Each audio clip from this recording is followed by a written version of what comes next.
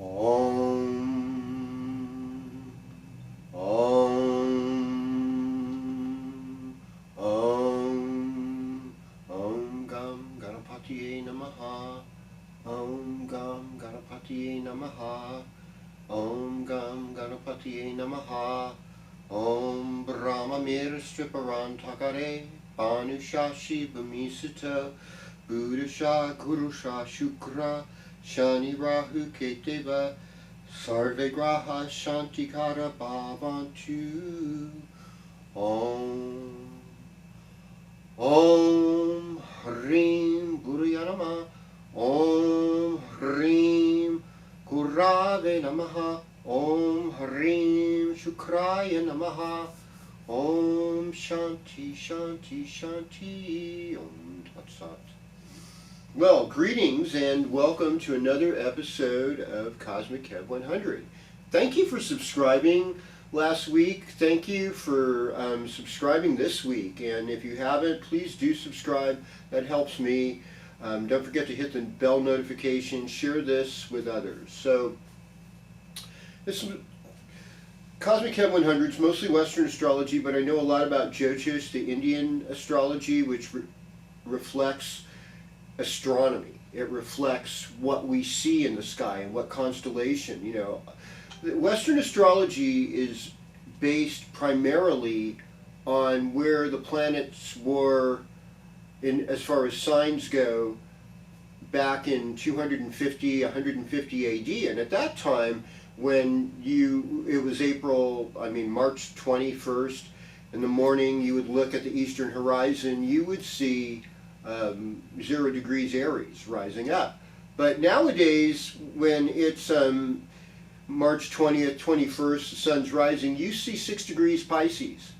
And so, although seasonally we relate to seasons in tropical astrology, in Jyotish, in Vedic astrology, we relate to the actual constellations. And so sometimes I'll regress a little bit and say, you know, most of you Aries are actually sidereal Pisces, so maybe pay attention to Jupiter a little bit more, pay attention to Neptune a little bit more, and you'll find a much more enhanced version and knowledge of your horoscope. You know, and everyone's free to disagree. Now, as far as like planetary placements and houses, they're pretty much the same, for the most part. How far back has the zodiac moved? About 24 degrees from where it was back in 250 AD when Greek tropical astrology kind of got perfected into what we know it is today. Anyhow, you know, we're in a waning moon period. So this has sort of been like this week after the full moon Saturday night, it's been sort of a wind down period. But we've got a lot going on in this week. We're starting out today with the moon in Pisces in Western astrology. It's in sidereal Aquarius in a lunar mansion or nakshatra known as Shatabishak. Shatabishak is 1,000 flowers or 1,000 doctors. There's a lot of medical knowledge in Shatabishak. And Shatabishak actually was the new moon that announced the pandemic in 2020, and so that was kind of crazy. And we're still just kind of pulling ourselves out of that. A lot of businesses were closed forever. Some of my favorite businesses. I'm sad about that. And you know how to. And most of that wealth got transferred to large businesses. So I wonder, you know, will there be reparations made on that level? I'm not really sure. When large corporations have to give, it seems like the political masters whine and scream like crazy. When little people have to give, it's like, oh, who cares about them? Make them give, you know, even if they're in vulnerable positions. That's the message I seem to get. And share with me. If you think it's different, share with me. But I think this is what I've observed, and that is sad to me. But okay. Shatabishak is ruled by the north node of the moon, which is Rahu. And so Rahu's about innovation. The nodes of the moon are where, when the sun and moon align with those, that's when eclipses occur. So they're not things that we see but yet they have an incredible effect on astrology. Any astrologer who's not using the nodes of the moon is not giving you the full bang for your buck. Nodes of the moon are really significant. So in Western astrology right now, North Node is in Taurus. And the nodes always go backwards, so eventually it'll be in Aries. We got Sun in Gemini. We've got Mercury moving into Gemini on Sunday. We have Pluto moving back, retrograding back into Capricorn on Sunday as well. So the Sunday the 11th should be a pretty significant day. And the thing about Friday, you know, today with the Shada Bishak moon, sometimes things are cloaked and hidden. Shada Bishak is about setting up traps. Could anyone have set up a trap for us during the pandemic or the plandemic or the damn panic, as I call it? It's interesting now as information's kind of filtering through that wasn't there before, readily available, like, you know, people weren't necessarily quite above board. They had a lot of money and they had a lot of paid for research to bring up about specific results, but there wasn't complete information, there wasn't a lot of transparency, and there was a lot of meanness. There was a lot of cruelty, whether it was to small businesses or individuals that might have suffered consequences from injury from a shot or whatever. I mean, these things happen. Not one medicine works for everybody, so we have to all consider this. So here we are. Sun's in Gemini. Moon is in Pisces. These are two duplicit signs. You know, so there's this duplicity going on this weekend, this week. On Sunday, the moon will go into Aries, and then we have the changes. Pluto, back in Capricorn. This is right when the United States was, where we started as a nation. So a lot of people are seeing this as the end. And I mean, you know, for a lot of the Republicans, you know, Trump isn't good enough, so there's all these other people like DeSantis running against him. And certainly for the Democrats, Biden seems like he might have, you know, swallowed the Alzheimer pill or something, doesn't seem to know where he is at the moment. So we've got a very courageous RFK Jr. Addressing things that are completely unpopular with large corporations, but he's kind of calling out our political system on their involvement in medical fraud and the war machine, and for their own personal benefit and tax portfolio. This is huge, folks. You know, and because we have media outlets that are not, you know, the traditional from the 50s on, just network media, things are about to get shaken up like we've never seen before. Should be really interesting, and I'm kind of, I'm sort of excited and amazed, but I don't know. You know, I think that people socially are at a really weakened point, and when you feel weak, the best thing to do is just kind of huddle in a group that thinks this way. I'm with these people, you know, I'm with those people. It's like, man, we all need to not be in groups. We need to be together and work with each other and resolve things. You know, that's the only way we're going to get any of this done, and respect people's autonomy, bodily and otherwise, and not make up lies to get people to buy our products, you know. It's like, yeah, anyhow. Shada Bishak moon, I think, you know, when we get into Sunday, it'll be like an Uttara Bhadrapada moon. I think that with these new shifts planetarily, Mercury moving into Gemini, the truth is going to come out. We're going to start to see things a lot more clearly as we go into the coming weeks, even though I know there's still a lot of shadowy stuff going on. So anyhow, with that said, and I probably said too much already, let's start with Aries. So greetings, Aries. Welcome to your horoscope. Mars and Leo, you love it. It's great. It's in your 5th house. I do put a, you know, like I said last week, a little warning there. Mars is still in sidereal Cancer, which is sort of debilitated. But, you know, since most of you Aries are sidereal Pisces, you'll work with it. Pay attention to your children. Pay attention to building up their confidence so that they're able to move forward. That's one thing I think about with debilitated Mars is so much, for myself personally and what I do as an astrologer for other people. If you want me to hook you up with a personal reading, we can work that out. It's like to encourage others, to show their gifts and to build encouragement. That's what we really need. We need a lot of courage to do the right thing right now. Now we've got Moon, Saturn, Neptune all in the 12th house. And so what I'd say for Aries is turn towards your spiritual life. That's where it's at. The money's going to come. Jupiter, Uranus, North Node. You're hungry to make things work. You're going to make things work. You have made things work. You will continue to make things work.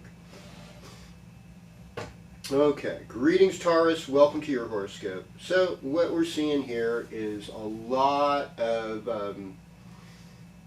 surprises. Uranus is always full of surprises. And some of that pressure of Mercury in your first house, although it's still there on Friday and Saturday, it's going to be leaving. Mercury moving into Gemini, there's sort of like things get a little bit more clear. The communication gets better. I deal with a lot of, sometimes at work, with very unclear communication. Nobody talked about this. Nobody said this. And, I hear things like, oh, you've known it. I'm like, oh boy. It's not easy, folks. And it's easy to make mistakes. Things aren't perfect. And a lot of times we can give responsibilities to people that they didn't really ask for. And you end up putting them in a more vulnerable situation. And so instead of blaming people for not doing what you want them to do, it's kind of like realize that they have an element of vulnerability. Now Venus and Mars are in your 4th house, so making peace at the home. Your social life is good. It looks like that's going to be fun, at least Friday and Saturday. There's something to celebrate and feel good about. And I think your finances are going to improve over the next month. Greetings Gemini, welcome to your horoscope. Well, you're the flavor of the month for sure. And I kind of love this week, as we're going, from the 9th to the 17th. It's just like there's this growing of light. And here in the Northern Hemisphere, we get to enjoy all this beautiful, precious, radiant solar energy at this time of year. And it's fleeting. And I think in a lot of ways, this is what makes Gemini have a capacity and a capability of being the most positive sign in the zodiac. And not always, because it's duplicit. Mercury has one side that's dark, one side that's light. But there's just this hope.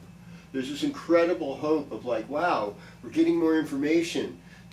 We're seeing more things. We have more time to see more things. It's warmer outside. We don't have to worry about keeping ourselves warm. We might have to worry about keeping ourselves cool.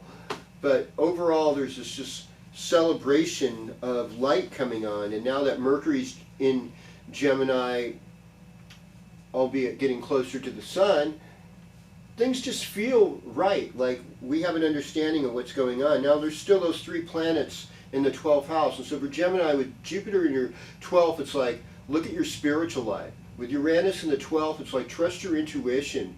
With the North Node in the 12th, it's like, hey, is there anything shadowy and not above board that I'm doing that I want to get rid of just so I can live clean, a more clean and pure life?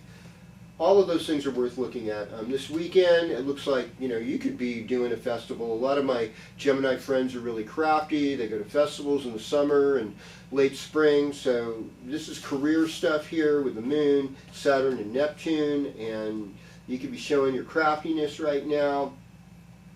Pluto going back in the 8th house. I mean, this is, for Gemini, there's a lot of more deep transformation that you're going to be going through during this summer and during this fall. And, it's just like time to breathe deep, folks. Greetings, Cancer. Welcome to your horoscope.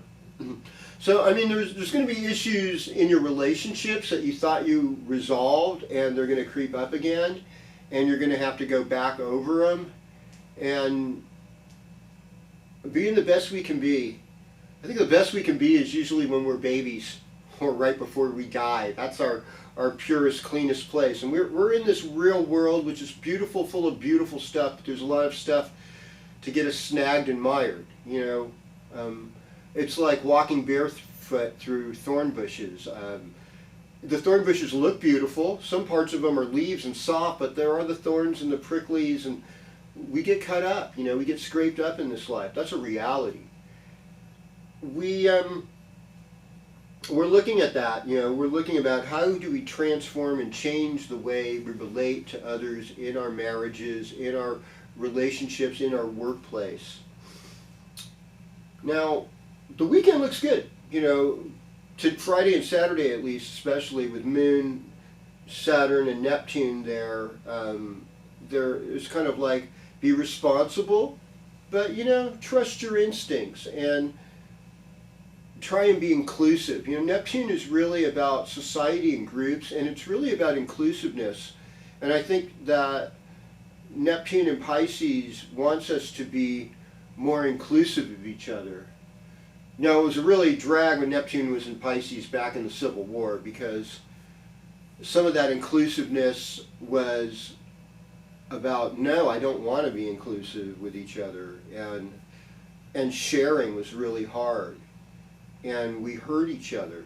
And so, but there was a lot of spiritual revival, even in the gold rush through Civil War period when Neptune was in Pisces.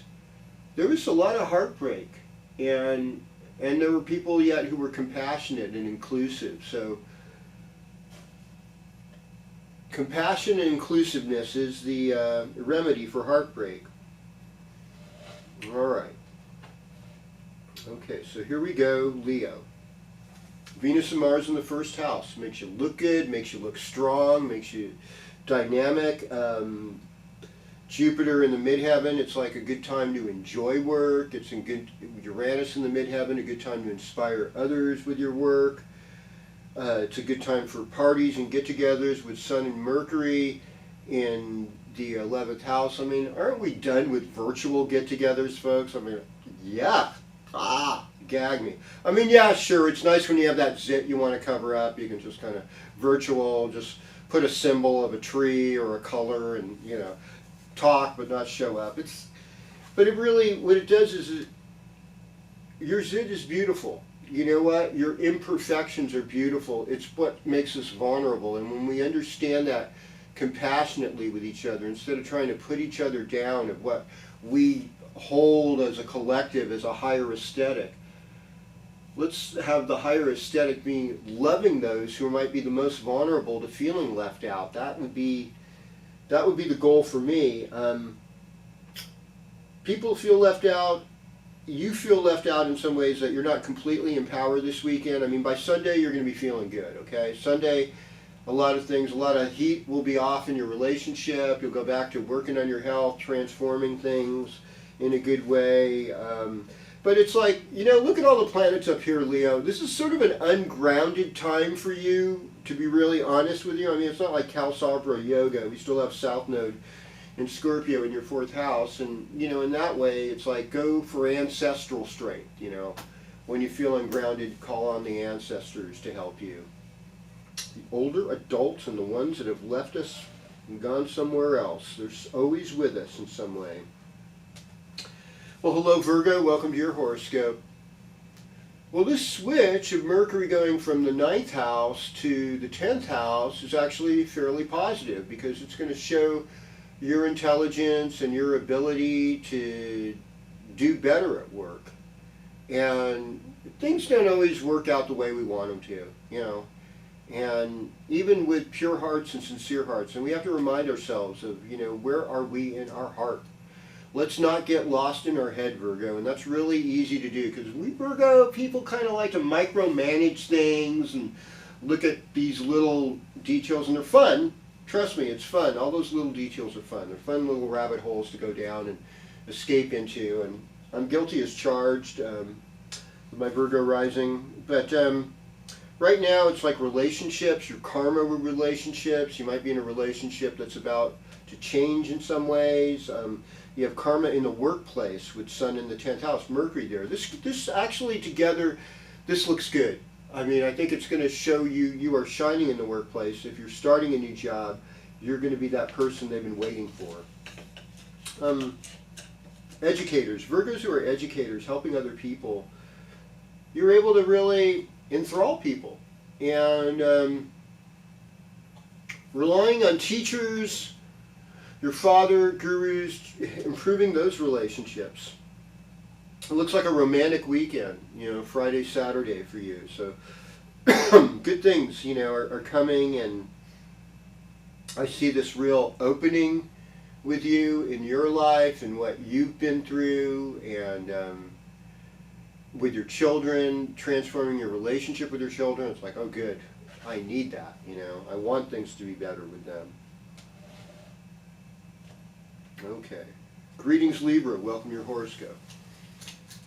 Once again, it's like the Venus and Mars and Leo. It's sort of like this lighthearted, socializing, going to parties, meeting people. I'm in a partnership with somebody who's really lovely because she's really adventuresome, and she likes to go to parties and meet people that we don't really hardly know, but let's just experiment. What will this be like? And it's like, doorways are being opened constantly, and we have to put ourselves out there with new folks, and especially if we can do it in real time, being personal and more personable. I really feel bad for young people because I feel like the lockdown aspect of the damn panic really hurt them in ways that, some are comfortable. A lot of introverts were fine with it. But I think a lot of people got really hurt, and we need to be sensitive to that hurt, and we need to be able to bring people in and have them feel more comfortable with their life again. And every one of you is my teacher. Every one of you is somebody I'm learning from. And learning is a humbling thing because we don't know what we'd like to know. Health issues, swimming, drinking enough water, Libra. These are things you're going to have to do right now. And this is a good time for travel for you, great time to take a vacation, great time to improve your relationship with your father and your teachers. All these and more are yours, Libra. Oh, greetings, Scorpio, and welcome to your horoscope. So, I think in relationship, you're doing pretty good overall. I think there's more focus on your spouse or your mate's money at this point because of the sun being in the 8th house and Mercury being there, which also symbolizes money. So, their stability, and really when you're in a partnership, their stability is your stability. And the more we can think this about everyone, when other people are doing good, it helps the whole community do well. When a bunch of jobs are taken away, it eliminates people in the community's ability to buy things as much, and so every business suffers around, family members suffer, and so there's this whole domino effect. And we need to create sustainable things that are healing the earth and are also providing right livelihood for people. That's the only way we're going to make it, folks. And Scorpio, you have good ideas. It's been hard for you to be grounded. You're going a lot on gut feelings, and you're pretty much the elixir of everything we need right now, because you see most of the planets are opposite you. But that means that there's a lot of people kind of tugging at you. Hey, I need this from you. Hey, could you show up for this? It's not always easy, so make sure you're getting enough rest, that you're doing enough things to help you get through this time period. But this weekend looks kind of happy. It looks sort of celebratory.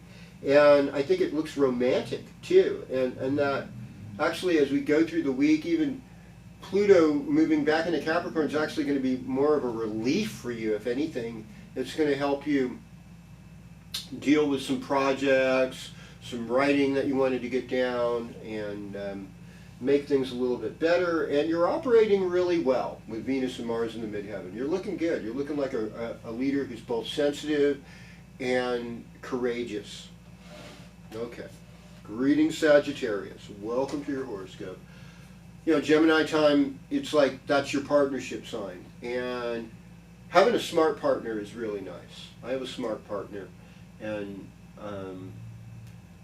insights, we get really good insights in our togetherness with other people. We want to be with people that have good ideas, and good ideas are ideas that bring resolve. It's, you know, there's one part of Mercury that could be about critical, knowing what the problem is. You know, hammering over problems is pretty dang depressing. It's not encouraging, and it actually leads in a lot of ways to lethargy, hopelessness, or escapism because you feel like you can't do it. So we need to help people with solutions rather than focus on the problems.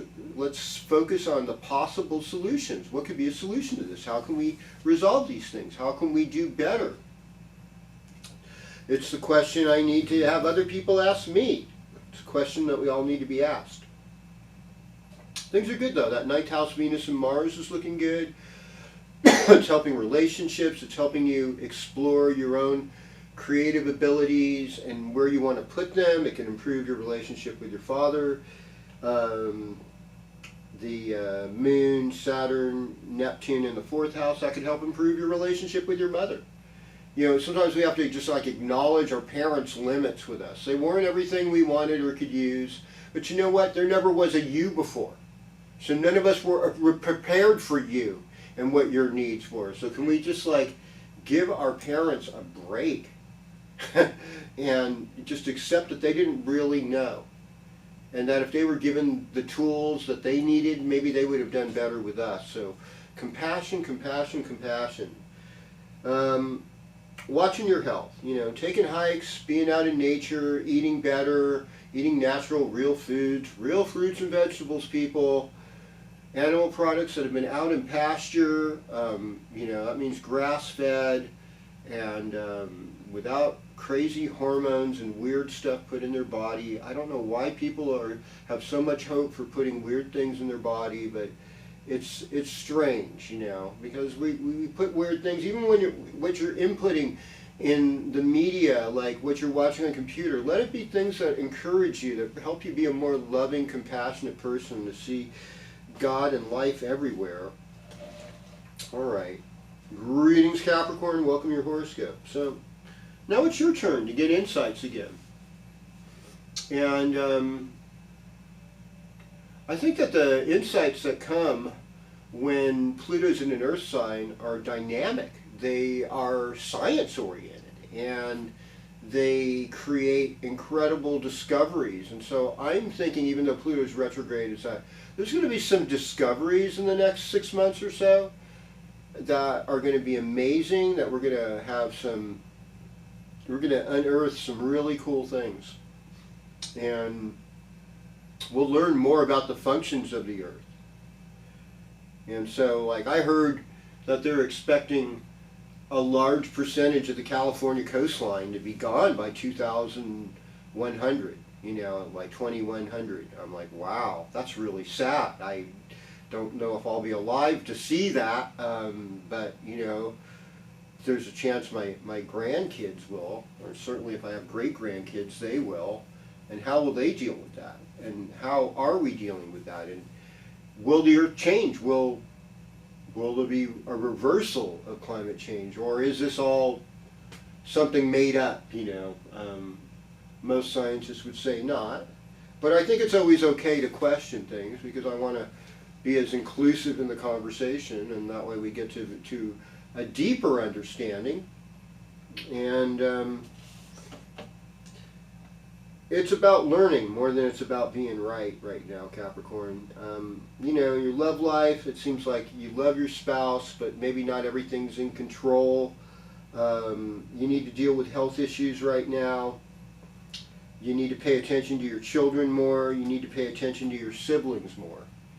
And, you know, I would say, you know, with all those planets in the third house, you know, just writing things down, getting in the habit of writing. These are my goals. This is what I'm going to put down. That methodical writing, even more than typing it. Like, I think when you do like script writing, it kind of affects this area of your brain where you're really keying into something that gets your attention more and helps you remember it more. So that's just my little advice. And, you know, keep serving and helping others, and it'll elevate you ultimately. It'll make you happier.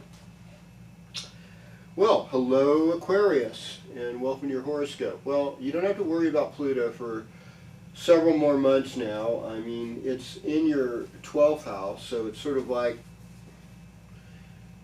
what needs to change, that needs to be released. Your Saturn ruled sign, and I mean, I know there's Uranus too, but Saturn in the second house, you're dealing with money, you're dealing with financial issues, and it's kind of like patching things up with Neptune. Neptune really symbolizes leaks, like leaky plumbing, a leaky roof, water damage, mold, things like that. That could all be attributed to Neptune. Moon being in there this weekend, you might want to address some of those issues. We've got a fourth house dealing with the home environment with Taurus. Uranus is there, Jupiter's there, so making your home nicer, making it more inspiring, a lot of times Uranus is our electrical systems, making sure your air conditioning is working right, and fans and things like that, power outages in some parts of the country, these are not fun.